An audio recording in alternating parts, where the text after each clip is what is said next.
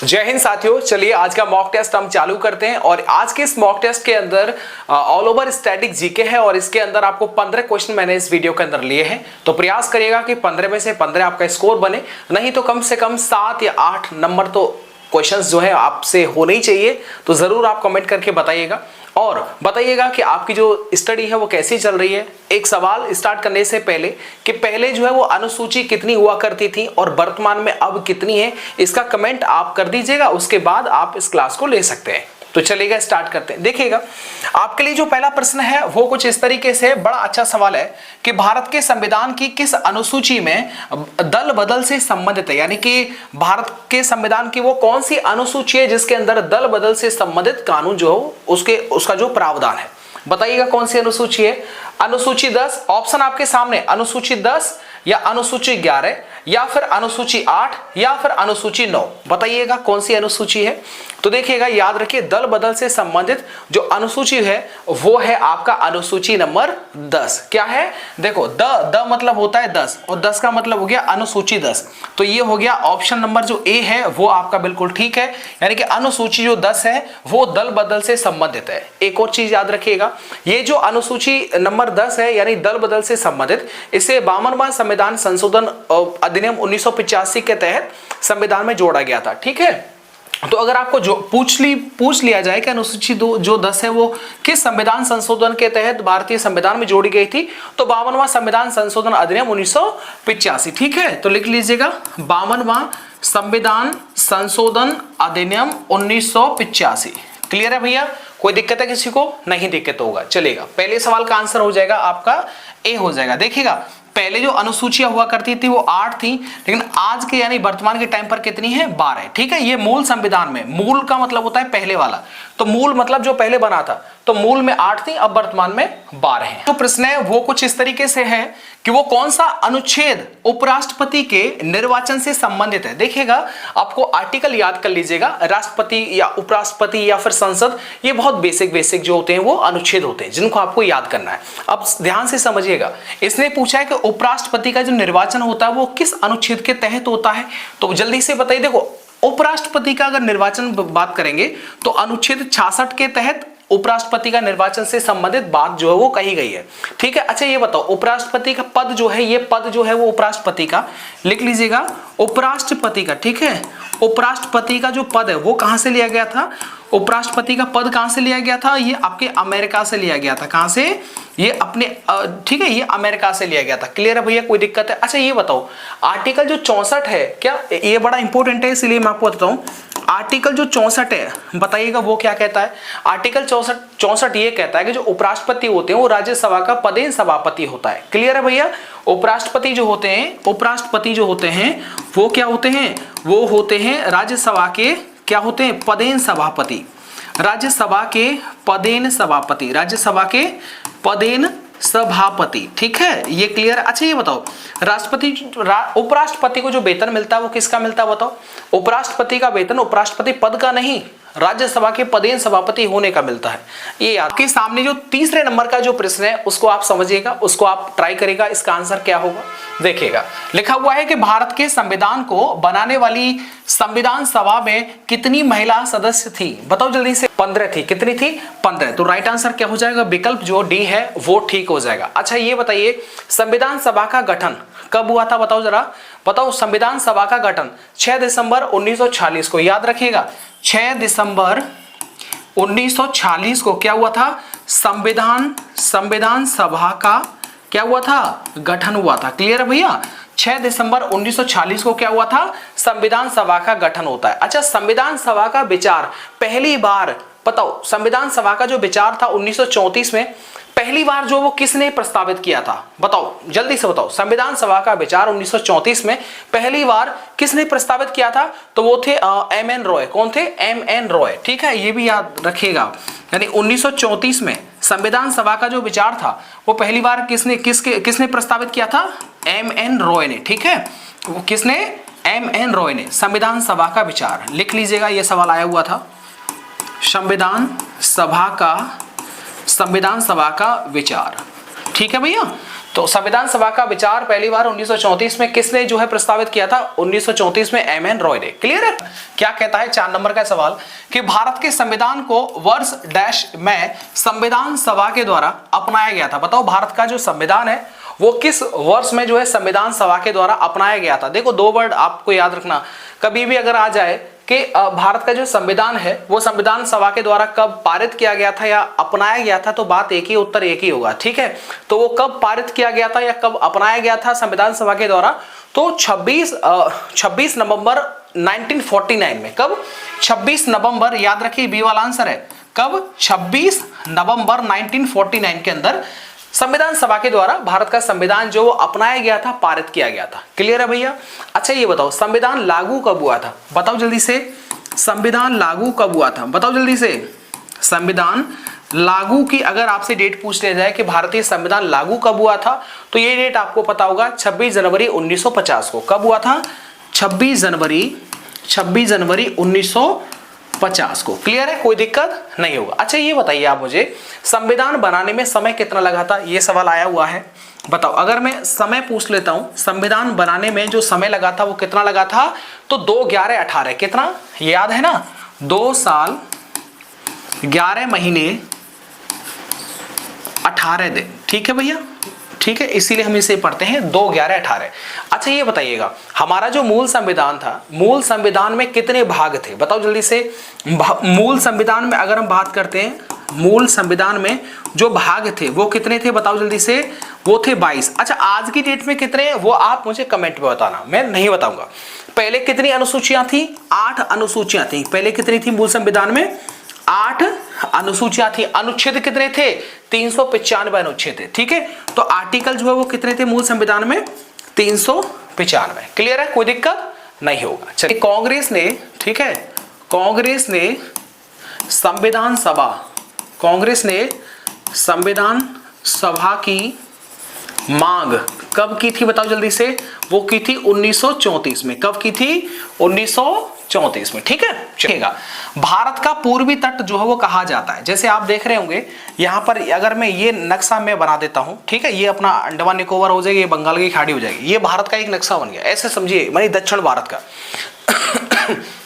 तो पूछा गया कि भारत का पूर्वी तट कहां स्थित है? बताओ। पूर्वी घाट और बंगाल की खाड़ी के बीच में है क्या भारत का पूर्वी तट? सिंपल है, पूरब की बात हो रही है तो सीधी बात है कि वो इधर की बात हो रही होगी भाई। ये वाला हिस्सा तो पश्चिम वाला हिस्सा हो गया ना, तो पूरब की बात हो रही है। कब, कहां की बात हो रही है? पूरब की बात हो रही है। तो पूरब की बात, अच्छा महाराष्ट्र और केरल के बीच में? नहीं भाई, देखो महाराष्ट्र इधर साइड पड़ जाता है और केरल अपना इधर साइड पड़ जाता है, तो ये तो पश्चिम वाला साइड हो गया, तो ये तो नहीं हो सकता। ठीक, मैप को जब आपने पढ़ा होगा तो आप जानते हैं। अगला, दीव और केरल के बीच में? नहीं, दमन नहीं, ये भी अपना पश्चिम साइड में। खंबात की खाड़ी और कन्याकुमारी के बीच में? नहीं भाई, ये भी नहीं हो सकता। तो ये क्या हो जाएगा? पूर्वी घाट और बंगाल की खाड़ी के बीच में जो है पूर्वी घाट, यानी ये वाला जो घाट है पूर्वी घाट, और ये जो बंगाल की खाड़ी है, ठीक है, ये पूरा क्षेत्र बंगाल का खाड़ी में ही पड़ता है। तो पूर्वी घाट और बंगाल की खाड़ी के बीच में जो है वो भारत का पूर्वी तट जो है वो स्थित है। क्लियर है स्थिति? तो राइट आंसर इस प्रश्न का क्या हो जाएगा? ए वाला जो है ये इसका राइट आंसर हो जाएगा। अच्छा ये बताओ, पूर्वी तटीय मैदान, क्या अगर आपसे पूछ लिया जाए कि पूर्वी तटीय मैदान जो होते हैं वो कौन कौन से राज्य में हुए, यानी पूर्वी तटीय जो मैदान है वो जो है वो कौन कौन से राज्य में फैला हुआ है? तो तमिलनाडु, आंध्र प्रदेश और उड़ीसा। ठीक है, लिखूं क्या? देखिएगा, पूर्वी तटीय अगर मैदान पूछ लिया जाए, ये पूछा गया सवाल है, पूर्वी तटीय मैदान अगर पूछ लिया जाए कि इसका जो क्षेत्र है वो किन राज्यों के अंदर फैला हुआ है, तो तमिलनाडु, आंध्र प्रदेश और उड़ीसा। याद रखिएगा, क्या याद रखना आपको? तमिलनाडु, ठीक है, तमिलनाडु, आंध्र प्रदेश और उड़ीसा में जो है ये पूर्वी तट जो फैला हुआ है। क्लियर है? अच्छा एक चीज आपने सुना होगा, कोंकण तट। कोंकण तट कहां पर है? ये अपने इधर साइड पड़ता है, यानी मैप इंडिया का ये है तो कोंकण तट इधर, यानी महाराष्ट्र जो गोवा वाला जो साइड है उधर। तो कोंकण का जो तट होता है, ठीक है, कोंकण, सॉरी, मतलब जो भी चीजें मैं आपको बता रहा हूं उन सब को जो नोट करते जाइएगा। ठीक है, कोंकण तट के बाद बात करते हैं, तो इसका कोंकण जो क्षेत्र होता है कोंकण तट का, वो क्या होता है? जो तटीय क्षेत्र है महाराष्ट्र का, महाराष्ट्र और गोवा, ठीक है, इसका तटीय क्षेत्र जो होता है वो कोंकण तट कहलाता है। क्लियर है? अच्छा, एक सुना होगा आपने मालाबार तट। क्या सुना होगा? मालाबार तट। तो मालाबार जो तट होता है वो आपका कर्नाटक, केरल और तमिलनाडु का जो तटीय क्षेत्र होता है जो समुद्र के साथ में लगता है उसको बोलते हैं मालाबार तट।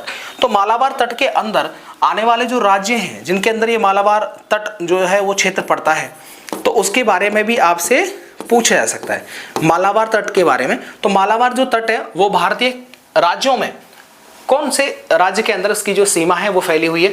तो कर्नाटक, केरल और तमिलनाडु। लिखिएगा कर्नाटक,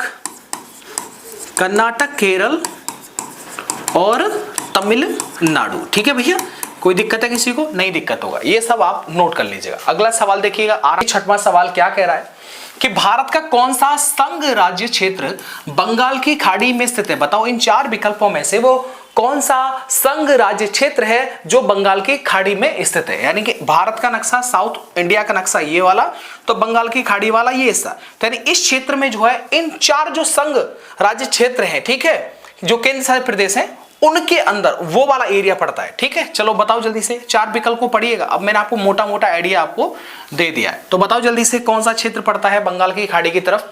बताओ। दादर, नागर हवेली और दमन दीप, चंडीगढ़। नहीं भाई, चंडीगढ़ कहां से हो जाएगा? चंडीगढ़ तो ये अपना इधर आ गया, ठीक है, हरियाणा, पंजाब, चंडीगढ़, सहारनपुर।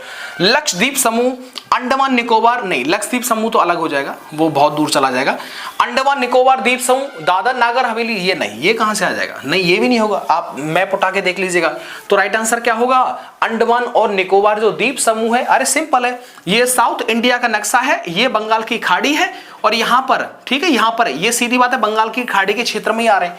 तो ये वाला यानी अंडमान निकोबार वाला जो क्षेत्र है, जो द्वीप समूह है, वो आपका संघ राज्य क्षेत्र बंगाल की जो है वो खाड़ी में स्थित है। बंगाल की जो खाड़ी है वो कोई संघ राज्य क्षेत्र नहीं है, उसने बस लोकेशन बताया कि इन चार विकल्पों में से वो कौन सा संघ राज्य क्षेत्र है, कॉमा लगा दीजिएगा, जो बंगाल की खाड़ी में स्थित है। वो इस तरीके से उसने पूछा था। अब एक चीज आप समझिएगा, ये तो आपने समझ लिया, पढ़ लिया। अब थोड़ी जरूरी चीजें बताओ, अंडमान निकोबार को कितने डिग्री चैनल जो है वो अलग करता है? बताओ जल्दी से। पहला देखिएगा कि अंडमान एंड निकोबार को कितने डिग्री चैनल अलग करता है?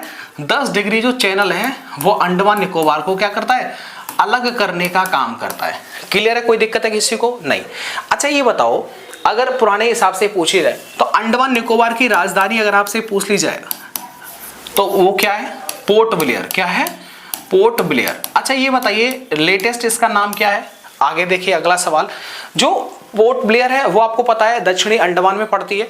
अच्छा बताओ, अंडमान निकोबार की सबसे ऊंची जो चोटी है उसका नाम क्या है? बताओ जल्दी से। अगर पूछ ली जाए अंडमान निकोबार की सबसे ऊंची चोटी, ठीक है, सबसे ऊंची चोटी अगर आपसे पीक पूछ ली जाए तो वो कौन सी है? सैंडल पीक है। कौन सी है मेरे भाई? सैंडल पीक है। कौन सी है? Sandal peak. क्या आप मुझे बता सकते हैं कि इसकी जो हाइट है वो कितनी है? 732। मुझे एग्जैक्टली याद नहीं है, ठीक है, आप जरा बताना मुझे। यानी कि ये जो सैंडल पीक है इसकी जो हाइट है वो कितनी है, वो जरा आप मुझे बताइएगा। दूसरी बात, अगर मैं यहाँ पर जनजातियों की बात कर देता हूँ, ये वाला सवाल अब मैं आपके लिए छोड़ देता हूँ, ठीक है, उसकी हाइट कितनी है ये वाला मैं सवाल आपके लिए छोड़। अच्छा जनजातियां कौन कौन सी फेमस हैं? बताओ जल्दी से। जनजाति की अगर मैं बात करता हूं तो एक तो बड़ा कॉमन नेम है सैम्पेन। कौन सी है? सैम्पेन बहुत फेमस है यहाँ की अंडमान निकोबार। एक है सेंटिनली। कौन सी है? एक और है सेंटिनली। कौन सी है? सेंटिनली, ठीक है। अच्छा जी, ये जनजाति हो गया। अच्छा ये बताओ, भारत का एकमात्र सक्रिय ज्वालामुखी है, उसका नाम बताओ क्या है? ठीक है, अगला पॉइंट जोड़ दीजिएगा, सक्रिय ज्वालामुखी। ठीक है, सक्रिय ज्वालामुखी, तो उसका नाम क्या है? उसका नाम है बैरनदीप। क्या है? बैरनदीप। क्लियर है भैया? ये सक्रिय ज्वालामुखी है। नारकोंडम जो है वो मतलब निष्क्रिय है, वो सक्रिय नहीं है। वैसे 2 ज्वालामुखी हैं हमारे भारत के अंदर, लेकिन एकमात्र सक्रिय तो वो आपको अंडमान निकोबार में देखने को मिलती है, जो है वो बैरनदीप है। ठीक है। अच्छा ये बता, अगला सवाल इसको जोड़ लीजिएगा, जो दक्कन मार्ग है वो क्या काम करता है? लिटिल अंडमान को, जो लिटिल अंडमान है उसको दक्षिणी अंडमान से क्या करता है? अलग करता है। ठीक है, चलो अगला सवाल देख लीजिए। अच्छा इसी में एक चीज और देखिएगा, कुछ जो द्वीप है उनके नाम जो है वो बदल गए, वो आपको मैं बताना चाहता हूं। जैसे रॉस द्वीप, ठीक है, रोज द्वीप, इसका जो नाम है वो क्या हो गया बताओ? रोज द्वीप का नाम क्या हो गया है? नेताजी सुभाष चंद्र बोस द्वीप। क्या हो जाएगा? नेताजी सुभाष चंद्र द्वीप। क्लियर है? अच्छा, एक रोज द्वीप। एक और देखिएगा, एक बड़ा फेमस है नील द्वीप। कौन सा है? नील द्वीप। कौन सा है मेरे साथी? नील द्वीप। ठीक है, इसका नाम क्या हो गया बताओ? नील द्वीप का जो नया नाम हो गया वो कौन सा हो गया है? शहीद द्वीप। इसका लेटेस्ट नाम क्या है? शहीद द्वीप। ठीक है, शहीद द्वीप। एक और देखिएगा क्या? हैवलॉक द्वीप, उसका नया नाम क्या है? स्वराज द्वीप। क्या नाम हो गया इसका? स्वराज द्वीप जो है इसका लेटेस्ट नाम हो गया। क्लियर है भैया? तो जो ये नाम चेंज हुए हैं, ठीक है, लेटेस्ट नेम जो है वो जो है उनको आप याद रखिए। लेटेस्ट नेम जो है वो मैंने आपको बता दिए। ये लेटेस्ट नेम वाला जो बड़ा फेमस था, बार बार पूछे गए थे, तो मैंने सोचा बता देता हूं। आयोडीन की कमी से खाली जगह हार्मोन की अपर्याप्त मात्रा उत्पन्न होती है। हार्मोन की जो मात्रा होती है वो कम पड़ जाती है। ठीक है, बताओ जल्दी से। थायराइड होता है। कौन सा होता है? जो थायराइड। बताइएगा, विटामिन ए की कमी से कौन सा होता है? रतौंधी। कौन सा हो जाएगा? रतौंधी जो होता है वो आंखों से, ठीक है, आई से संबंधित रोग होता है, आंखों से संबंधित रोग होता है। विटामिन बी की कमी से कौन सा होता है? नाम बहुत फेमस है, बी मतलब बेरी बेरी। कौन सा हो जाएगा? विटामिन बी की कमी से कौन सा रोग होता है? ठीक है, बेरी बेरी। अच्छा, विटामिन सी की कमी से कौन सा? विटामिन सी की कमी से कौन सा रोग होता है? स्कर्वी। कौन सा होता है? स्कर्वी जो रोग है वो विटामिन सी की कमी से होता है। विटामिन डी की कमी से कौन सा रोग होता है बताओ? जो हड्डियों को प्रभावित करता है, रिकेट्स। कौन सा?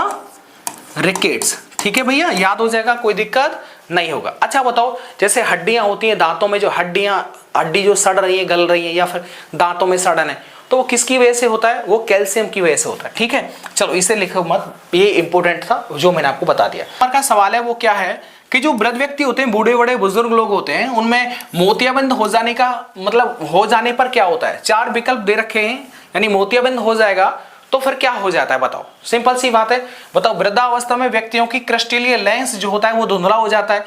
वृद्धावस्था में व्यक्तियों का क्रिस्टलीय लेंस सख्त और चमकदार हो जाता है, या पारतारिका धुंधली हो जाती है, या पुतली सुस्त हो जाती है। बताता है, देखो मोतियाबिंद की अवस्था में क्या होता है कि व्यक्तियों का क्रिस्टलीय लेंस जो होता है वो क्या होता है? धुंधला हो जाता है। क्या होता है? उन्हें जो है धुंधला दिखने लगता है। होता नहीं होता? जैसे हमारे अम्मा बाबा अपने घरों में देखे होंगे, ज्यादातर उनको ये समस्या से जो है वो जूझना पड़ता है। तो क्लियर है। अच्छा ये बताइएगा, इसी से आंखों से संबंधित 2 चीजें और उसके बारे में थोड़ा सा आप ध्यान रखना। यही देखिएगा, यहीं पर एक चीज याद रखिएगा, दृष्टि से संबंधित आपने एक चीज सुना होगा, निकट दृष्टि दोष। क्या? निकट दृष्टि, ठीक है, दृष्टि दोष। इसका मतलब क्या होता है और इसमें किस लेंस का इस्तेमाल करते हैं? बेसिकली सवाल ये आता है कि अगर किसी व्यक्ति को निकट दृष्टि दोष है तो उसे मतलब उसका निवारण के लिए कौन से लेंस का इस्तेमाल करते हैं? सिर्फ सवाल इतना होता है। वैसे निकट दृष्टि दोष का मतलब क्या होता है? इसके नाम पर मत जाना। इसका मतलब है कि निकट मतलब पास की चीजें तो आपको साफ दिखाई देंगी लेकिन दूर की नहीं देंगी। ठीक है, निकट का मतलब है कि पास की चीजें तो आपको जो है वो साफ साफ दिखाई देती हैं, लेकिन दूर की जो चीजें हैं वो नहीं दिखाई देती। तो इसका जो निवारण है, ठीक है, इसके निवारण के लिए कौन सा लेंस इस्तेमाल करते हैं? तो वो होता है अवतल दर्पण। कौन सा होता है? ठीक है, अवतल। कौन सा होता है? अवतल लेंस का जो इस्तेमाल है वो जो है वो लेंस का इस्तेमाल करते हैं आंख में, तो अवतल लेंस का जो है वो इस्तेमाल होता है। क्लियर है? निकट दृष्टि दोष को इंग्लिश में बोलते हैं मायोपिया। क्या बोलते हैं इसे इंग्लिश में? इसको बोलते हैं इंग्लिश में मायोपिया। याद हो जाएगा, ये एक इंग्लिश में वर्ड है, ये भी आपसे हो सकता है। दूसरा आपने देखा होगा निकट दृष्टि दोष, एक होता है दूर दृष्टि दोष। कौन सा होता है? दूर दृष्टि दोष। इसमें क्या होता है कि जो दूर की जो चीजें होती हैं वो साफ दिखाई देती हैं, लेकिन पास की जो चीजें होती हैं वो असाफ नहीं दिखाई देती हैं। अब ऐसे में कौन से लेंस का इस्तेमाल करते हैं? उत्तल लेंस का इस्तेमाल करते हैं। कौन से लेंस का? दूरदृष्टि दोष के लिए उत्तल लेंस का जो इस्तेमाल है वो क्या, दर्पण का नहीं, लेंस का इस्तेमाल किया जाता है। और देखो अब इसे ट्रिक बताते हैं। देखो निकट, ये सिंपल सा लिख रहा है, इसमें कोई मात्रा वात्रा लास्ट में नहीं दे रखी है, तो देखो इसमें भी जो है वो सिंपल है, कोई दिक्कत नहीं। एक और चीज देखो, दू मतलब इसमें बड़े ऊ की मात्रा आ रही है, तो ऊ क्या, दू ऊ, तो दूरदृष्टि दोष उत्तल, उत्तल। क्लियर हो जाएगा। बस इस तरीके से आप इसे याद कर सकते। देखिएगा अगला सवाल देख लीजिएगा, 9 नंबर का सवाल बहुत इंपॉर्टेंट है, इसको आप ट्राई करिएगा कि संविधान सभा के सदस्यों ने खाली जगह को भारत के संविधान पर हस्ताक्षर किए थे। मतलब संविधान सभा के जितने भी सदस्य थे उन्होंने किस तारीख को भारत के संविधान पर हस्ताक्षर कर दिए थे? बताओ जल्दी से, बताओ जल्दी से, कब किए थे? तो याद रखना 24 जनवरी 1950। ठीक है, भारतीय संविधान लागू हुआ था 26 जनवरी 1950 को, तो 2 दिन पहले यानी 24 जनवरी 1950 को संविधान सभा के सारे सदस्यों ने जो है वो उस पर संविधान जो बना था उस पर जो हस्ताक्षर कर दिए थे। क्लियर है भैया? अच्छा सवाल था। अच्छा बताओ संविधान सभा की जो अंतिम बैठक थी वो कब हुई थी? बताओ संविधान सभा की, लिखिएगा संविधान, मैं आपसे सवाल पूछता हूं कि संविधान सभा की अंतिम बैठक, संविधान सभा की अंतिम बैठक अगर आपसे पूछी जाए तो वो कब हुई थी? ये सवाल मैं आपसे पूछता हूं। ठीक है, तो संविधान सभा की अंतिम बैठक कब हुई थी पता है? 24 जनवरी 1950 को ही संविधान सभा की अंतिम बैठक हुई थी। अच्छा बताओ ये जो संविधान सभा की अंतिम बैठक 24 जनवरी 1950 को हुई थी, इसी बैठक में संविधान के आर्टिकल 3 मतलब संविधान में क्या हुआ था? आर्टिकल कितने थे बताओ? आर्टिकल, ये संविधान मतलब पूरा जो है संविधान बन के तैयार हो गया, सिग्नेचर भी हो गए 24 जनवरी 1950 को। और इस संविधान के अंदर बेसिकली था क्या कि टोटल आर्टिकल कितने इसमें वर्णित थे? 395। भाग कितने थे? 22। अनुसूचियां कितनी थी? ठीक है, अनुसूची कितनी थी? अनुसूची 8। इन सब पर जो हस्ताक्षर कर दिए, क्या कर दिए? हस्ताक्षर जो वो कर दिए, साइन कर दिए। आपको उम्मीद करता हूं आपको पूरा समझ में आ रहा होगा, आराम से आप समझते जाइएगा, सारे क्वेश्चंस को आप लगाते जाइएगा, आराम से बड़े शांति से जो है ये आपका जो मॉक टेस्ट है वो हो जाएगा। चलो अब देखिएगा, अब देखिएगा क्या सवाल है। सवाल आपसे पूछा है कि भारत की समुद्री तट रेखा, यानी कि जैसे मान लीजिएगा ये समुद्र, इधर पूरा समुद्र है, ठीक है, दक्षिण भारत में समुद्री तो है, तो ये वाली जो तट रेखा है, कौन सी? ये वाली जो तट रेखा, ये वाली जो तट रेखा है, इसकी बात कर रहा है। क्लियर है भैया? ये वाली जो तट रेखा है इसकी बात कर रहा है। अब देखो इस पे इसको लेकर के जो सवाल है वो क्या है उसको थोड़ा सा आप समझिएगा। इसको लेकर के जो सवाल है उसको आप समझिएगा, उम्मीद करता हूं समझ में आपको आ गया होगा सवाल कैसे बनेगा। भारत की समुद्री तट रेखा जिसमें अंडमान निकोबार द्वीप समूह तथा लक्षद्वीप समूह भी शामिल है, उसकी जो लंबी है मतलब कितने किलोमीटर लंबी है? बताओ। जैसे भारत की समुद्री तट रेखा जिसमें अंडमान निकोबार द्वीप समूह तथा लक्षद्वीप समूह भी शामिल है, वो टोटल जो कितनी लंबी है? जल्दी से बताओ। बड़ा अच्छा सवाल है भाई, क्या? बहुत अच्छा सवाल है, बताओ। तो इसका एग्जैक्टली आंसर क्या होगा? 7516.6 किलोमीटर लंबी है। कितनी? 7516.6 किलोमीटर जो है ये लंबी है। अच्छा ये बताइएगा भारत की जो तटरेखा है वो कितने राज्यों को टच करती है? यानी कि समुद्री जो क्षेत्र है वो भारत के कितने राज्यों को जो टच करता है? पता है कितने राज्यों को? 9। ठीक है, तो यानी कि अगर मैं बात करता हूं, ठीक है, वाटरलैंड यानी कि समुद्र के जो किनारे वाले जो राज्य है, ये इनकी संख्या कितनी है? 9 स्टेट है। कितने? 9 स्टेट हैं जिनकी जो सीमा है वो समुद्र के साथ में लगती है, भारत के समुद्र के साथ। अच्छा ये बताओ कौन कौन से हैं? बताओ जल्दी से। देखिएगा गुजरात, गोवा, महाराष्ट्र, कर्नाटक, केरल, तमिलनाडु, आंध्र प्रदेश, उड़ीसा और वेस्ट बंगाल। क्लियर है? दोबारा रिपीट करते हैं। देखो गुजरात, महाराष्ट्र, गोवा, कर्नाटक, केरल, तमिलनाडु, आंध्र प्रदेश, उड़ीसा और पश्चिम बंगाल, ये जो है ये 9 भारत के राज्य हैं जिनकी जो सीमा होती है वो समुद्र के साथ में लगती है। क्लियर है? अच्छा मेरा 2 सवाल है, आप इस सवालों का जवाब आप कमेंट बॉक्स में दीजिएगा। सबसे बड़ी जो तट रेखा है वो किस राज्य की है? बताओ। क्वेश्चन नंबर 1 है और ये आपके लिए है। सबसे बड़ी, क्या? सबसे बड़ी तट रेखा, सबसे बड़ी तट रेखा वाला भारत का राज्य कौन सा है? बताओ जल्दी से, कौन सा है? क्वेश्चन नंबर 2, मैं आपसे ये सवाल इसलिए पूछ रहा हूं ताकि आपका ध्यान कमेंट बॉक्स पर भी हो, ताकि कोई चेंज होगा तो बता देंगे। अच्छा बताओ सबसे छोटी तट रेखा वाला राज्य कौन सा है? सबसे छोटी, बताओ सबसे छोटी तट रेखा वाला जो राज्य है वो कौन सा है? बताओ जल्दी से। लेटेस्ट डाटा के अकॉर्डिंग आपको जवाब देना है। ठीक है, 2 सवाल मैंने आपसे पूछ लिए, इसमें कोई दिक्कत नहीं होगा। अच्छा ये बात, एक और चीज देखिएगा, भारत की जो तटरेखा है वो कितने केंद्र शासित प्रदेशों से लगती है? बताओ जल्दी से। बहुत अच्छा सवाल है, ये सवाल आपने इस पर ध्यान नहीं दिया होगा। यानी भारत की जो तटरेखा है, भारत की जो समुद्र लगता है वो कितने केंद्र शासित प्रदेशों से जो है टच करता है, समुद्र लगता है? बताओ। 4। कितने? 4 जो है पुडुचेरी, लक्षद्वीप, दमनद्वीप और अंडमान निकोबार। ठीक है, पुडुचेरी, लक्षद्वीप, दमनद्वीप और अंडमान जो है ये 4 केंद्र शासित प्रदेश हैं जिनकी जो सीमा होती है वो आपके जो है वो उसे समुद्र से लगती है। अगला सवाल देखिएगा, 11 नंबर का जो सवाल है उसको आप आराम से पढ़िएगा। 11 नंबर क्वेश्चन क्या कहता है, आराम से पढ़ेंगे तो सवाल समझ में आएगा कि भारत का क्षेत्रफल विश्व के कुल क्षेत्रफल का कितना प्रतिशत है। बताओ जल्दी से, भारत का क्षेत्रफल विश्व के कुल भौगोलिक क्षेत्रफल का कितना प्रतिशत है। बड़ा अच्छा सवाल है, क्या बहुत अच्छा सवाल है। ऐसे सवाल जब आते हैं ना तो सिली मिस्टेक्स बहुत ज्यादा हो जाती हैं। कौन सी? छोटी छोटी गलतियां, बारीक बारीक गलतियां बहुत, तो उसके बाद जो पछतावा होता है ना वो बहुत ज्यादा होता है, यार ये वाला गलत हो गया। तो बताओ विश्व के कुल क्षेत्रफल का भारत का जो क्षेत्रफल है वो कितना प्रतिशत है, बताओ जल्दी से। तो राइट आंसर हो जाएगा 2.4। क्या कितने प्रतिशत है? 2.4% जो है वो विश्व के कुल क्षेत्रफल का जो है वो 2.4% जो भारत का क्षेत्रफल है। क्लियर है भैया, समझ में आ गया। अच्छा ये बताइए, भारत का जो भारत के भूभाग का जो क्षेत्रफल है वो कितना है, बताओ जल्दी से। सवाल ये आपके सामने है कि भारत के भूभाग का जो एरिया है, जो क्षेत्रफल है, बताओ वो कितना है। का क्षेत्रफल अगर आपसे पूछ लिया जाए, क्षेत्रफल पूछा जाए तो बताओ वो कितना है। वो बताओ, वो है पता है 3.28 मिलियन वर्ग किलोमीटर। कितना? 3.28 मिलियन वर्ग किलोमीटर। क्लियर है भैया, यानी भारत के भूभाग का जो क्षेत्रफल है वो कितना है? 3.28 मिलियन वर्ग किलोमीटर। Is that clear? अच्छा ये बताओ, भारत जो वो विश्व का कौन से नंबर पर है क्षेत्रफल की दृष्टि से? भारत का स्थान विश्व के जो है सभी देशों में कौन सा स्थान आता है क्षेत्रफल का? पहला, दूसरा, तीसरा, बताओ। इसका मतलब होगा कि सबसे ज्यादा क्षेत्रफल वाला कौन सा है?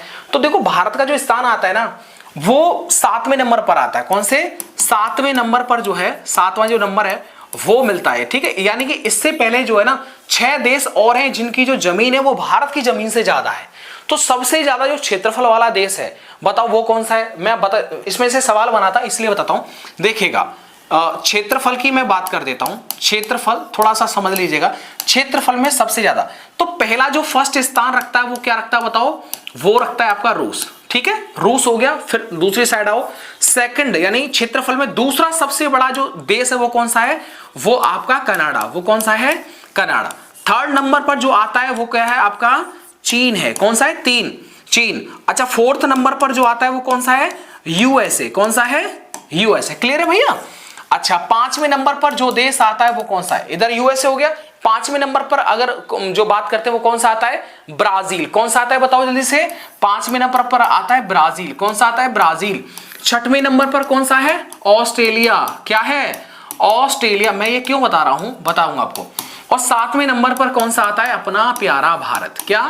अपना प्यारा भारत। यानी आप समझ रहे हैं कि भारत से भी क्षेत्रफल में ये 6 देश हैं जिनकी जो क्षेत्रफल है, एरिया है, वो भारत से भी बड़ा है। अब देखिए 12 नंबर का जो सवाल है कि निम्नलिखित में से कौन सा भारतीय राज्य क्षेत्रफल की दृष्टि से सबसे बड़ा है? क्या? क्षेत्रफल की दृष्टि से सबसे बड़ा है। बताओ जल्दी से, भारत का कौन सा राज्य है जो क्षेत्रफल की दृष्टि से सबसे बड़ा है? बहुत सिंपल सी बात है, वो अपना राजस्थान। कौन सा है? अपना राजस्थान। लेकिन अगर यहीं पर पूछ ले जाए कि वो कौन सा भारतीय राज्य क्षेत्रफल की दृष्टि से दूसरा सबसे बड़ा है, बताओ जल्दी से, दूसरा सबसे बड़ा। अगर मैं यहां पर लिख देता दूसरा सबसे बड़ा, तीसरा सबसे बड़ा, चौथा सबसे बड़ा, 5वां सबसे बड़ा, तो फिर क्या होता है? इसलिए मैं आपको बताऊं कम से कम 3-4 को तो कम से कम 5 तो याद रखा करो। बाकी जितना हो जाए वो ठीक ही है, लेकिन कम से कम 5 तो याद रखा करो। तो अगर सीधा सीधा सवाल पूछ लिया है तो सीधा आंसर हो जाएगा राजस्थान। लेकिन आपको ये पता होना चाहिए राजस्थान जो है क्षेत्रफल में सबसे बड़ा है, ओके। लेकिन बाकी जो 5 जो मैं आपको बताना जा रहा हूं, सबसे बड़ा हो गया आपका राजस्थान। लेकिन सबसे छोटा अगर बात करते हैं तो वो कौन सा है? सबसे छोटा। क्या? सबसे छोटा तो वो है आपका गोवा। क्या है? वो आपका गोवा है। अच्छा एक बात बताइए, अगर मैं आपको थोड़े बताता हूं सबसे बड़ा क्षेत्रफल, तो सबसे बड़े क्षेत्रफल में कौन आता है? पहले नंबर पर राजस्थान आता है। सेकंड नंबर पर कौन सा आता है? वो आता है आपका महाराष्ट्र, एमपी। दूसरे नंबर पर एमपी और थर्ड नंबर पर क्या आता है? महाराष्ट्र। कौन सा राज्य आता है? Third number. पहले पर राजस्थान, दूसरे पर मध्य प्रदेश और तीसरे पर जो है वो महाराष्ट्र आता है। क्लियर है भैया? अच्छा, चौथे पर कौन सा आता है? चौथे पर आता है अपना उत्तर प्रदेश। कौन सा आता है चौथे नंबर पर? फोर्थ पे अपना यूपी आता है। और 5वें नंबर पर, फिफ्थ पर कौन सा आता है? गुजरात आता है। कौन सा आता है? गुजरात आता है। इनका क्षेत्रफल कितना है वो फिर ज्यादा बड़ी बात हो जाएगी, बस आप इतना ही जो हल्का हल्का याद रखिए। अच्छा बताओ, क्षेत्रफल की दृष्टि से भारत के सबसे छोटे केंद्र शासित प्रदेश अगर पूछ लिया जाए तो फिर तो रायता फैल जाएगा। बताओ, चलो बताओ, मैं आपसे कमेंट करके पूछूं, मैं आपसे, चलो छोड़ो कमेंट क्या है, वैसे आपको बताता हूं। देखिए, क्षेत्रफल की दृष्टि से अगर केंद्र शासित प्रदेश पूछी जाए कि भारत के सबसे छोटे केंद्र शासित प्रदेश है, तो सबसे छोटा जो केंद्र शासित प्रदेश है वो है लक्षद्वीप, दूसरा दमनदीप, तीसरा चंडीगढ़, चौथा जो पुडुचेरी है, और जो इस तरीके से आप 4 तक थोड़ा हल्का हल्का याद रखिए, ठीक है। सवाल देखिए 13 नंबर का कि मालगुडी डेज के जो लेखक हैं वो कौन है, बताओ जल्दी से। मालगुडी डेज के जो लेखक हैं वो कौन है, बताओ जल्दी से। मालगुडी डेज के जो लेखक हैं वो कौन है, वो है आर के नारायण। कौन है बताओ, आर के नारायण जो है वो मालगुडी डेज के जो है वो लेखक है। क्लियर है। अच्छा ये बताइए, पता है एक और है इनका द गाइड करके जो एक बुक है उसके भी ये लेखक ही है। द इंग्लिश टीचर के भी लेखक जो है वो आर के नारायण है। ये बड़ी इंपॉर्टेंट बुक है द इंग्लिश टीचर। एक देखो, अच्छा रविंद्रनाथ टैगोर जी के द्वारा दो किताबें बड़ी फेमस हैं। पहला याद रखिएगा रविंद्रनाथ, ठीक है, रविंद्रनाथ टैगोर जी के द्वारा जो लिखी हुई बड़ी फेमस है वो है, पहली तो आप याद रखना गीतांजलि, ठीक है, सिलेबस में हो या ना हो बट याद रखिए गीतांजलि, और दूसरी इनकी गौरा। कौन सी, गीतांजलि और गौरा, ये रविंद्रनाथ टैगोर की बहुत बहुत फेमस है। अच्छा जवाहरलाल नेहरू की कौन है, एक बहुत ज्यादा फेमस है, ठीक है, जवाहरलाल नेहरू, ठीक है, जवाहरलाल नेहरू जी की कौन है, वो है आपका डिस्कवरी ऑफ इंडिया। कौन सी है, डिस्कवरी ऑफ इंडिया, ठीक है, डिस्कवरी ऑफ इंडिया के लेखक आपसे पूछी जाए, डिस्कवरी ऑफ इंडिया के अगर लेखक पूछा जाए तो वो आप याद रखिएगा जवाहरलाल नेहरू के द्वारा लिखी गई पुस्तक है। तीसरा एक चीज उनको याद, महात्मा गांधी जी को देख लीजिएगा, महात्मा गांधी जी के द्वारा एक्सपेरिमेंट विद ट्रुथ नाम की जो पुस्तक है वो बहुत इंपॉर्टेंट है। तो महात्मा गांधी जी के द्वारा याद रखिएगा, ये बहुत फेमस है, वो कौन सी है, एक्सपेरिमेंट, ठीक है, एक्सपेरिमेंट्स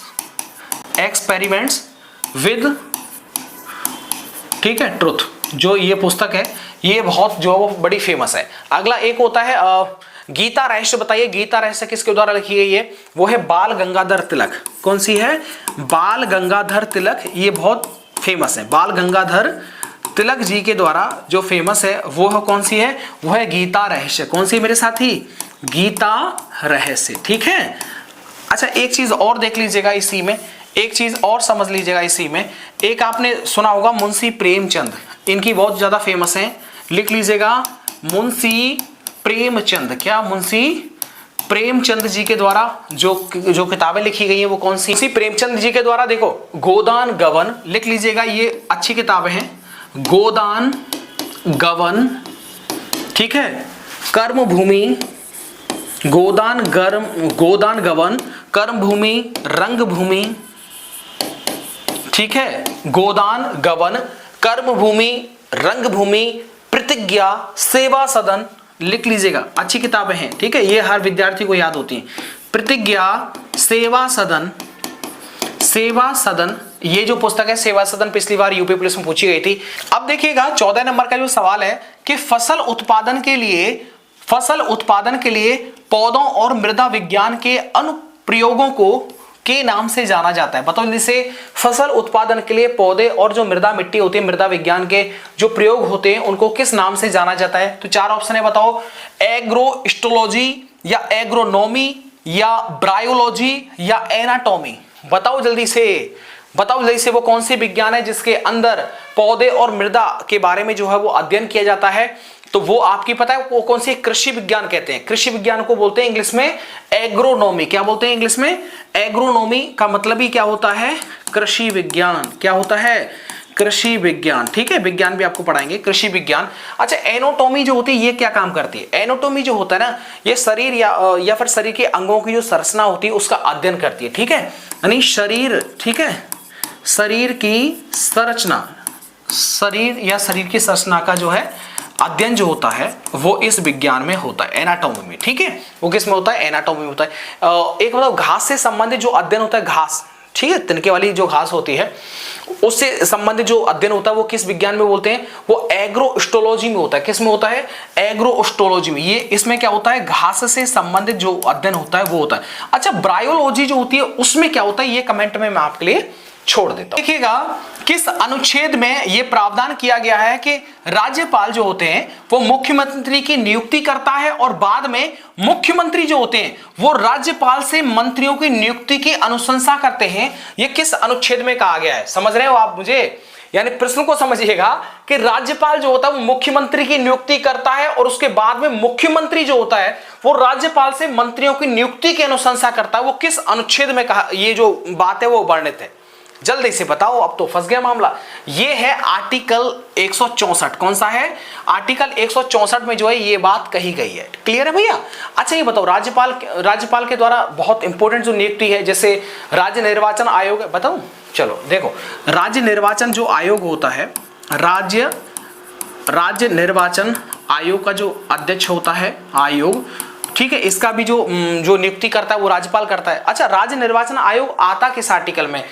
243 के में। किसमें? आर्टिकल 243 के जो है इसके अंदर राज्य निर्वाचन आयोग का जो है वो जो है राज्यपाल जो है नियुक्ति करेगा, इस तरह का प्रावधान है। अच्छा एक बताओ, राज्य का जो महाधिवक्ता होता है, महाधिवक्ता राज्य का लिखिएगा, राज्य का महाधिवक्ता जो होता है वो उसकी भी नियुक्ति कौन करेगा? राज्यपाल करेगा। ये किस आर्टिकल में बताओ? ये आर्टिकल 165 में। किस में है? ये आर्टिकल जो है वो 165 में जो है ये बात कही गई है। क्लियर है भाई? उम्मीद करता हूं, बाकी ये बहुत कुछ फिर ज्यादा हो जाएगा, चलेगा। अब मुझे आप कमेंट करके बताइएगा मेरे प्यारे साथी, प्यारे क्या कहूं यार, आप लाइक नहीं करते हैं और एकदम भाई दिल टूट सा जाता है भाई, सही बता रहे हैं यार। ठीक है, बताओ जल्दी से, स्कोर आपका कितना हुआ? स्कोर कितना हुआ? मैंने इसमें 15 क्वेश्चन ले रखे थे और 15 क्वेश्चन में आपका कितना नंबर है वो आप ईमानदारी से बताइएगा। इसके बाद में मुझे ये बताइएगा कमेंट करके, क्या कमेंट करके लास्ट में कमेंट वही करेगा इस सवाल के जवाब में जिसने पूरी क्लास को जो बड़े अच्छे से देखा हो, सवालों को देखा हो। तो कमेंट करके मुझे बताओ क्या इस क्लास को आगे भी जो वो चालू रखना चाहिए या फिर नहीं, चालू रखें या फिर इसे अब बंद करने का समय आ गया है। ठीक है, चालू या बंद। वो इसलिए कभी कभी सोचना पड़ता है कि एक्चुअली में इन सारी चीजों को तैयार करने में इतना मेहनत जो है वो लगता है। आप भी मानते हैं और मैं भी मानता हूं। तो फिर अब जब ज्यादा आप जो है सपोर्ट अगर नहीं दिखाएंगे, आप देखिएगा गिने चुने विद्यार्थी हैं और उसमें भी अगर इतना मेहनत, वो भी सच्चे दिल से जो मेहनत की जा रही है भाई, उसको रेस्पॉन्स तो मिलना चाहिए। चलिए मिलता हूं आपको नेक्स्ट वीडियो के साथ। वीडियो को देखने के लिए और इसके लिए प्लेलिस्ट का लिंक मैंने आपको दे रखा है, उसको थोड़ा सा आप देख लीजिए, रिवीजन कर लेना पूरा, आपका एकदम अच्छा हो जाएगा। ठीक है, फिर जो भी होगा फिर मैं देख लूंगा। Thank you.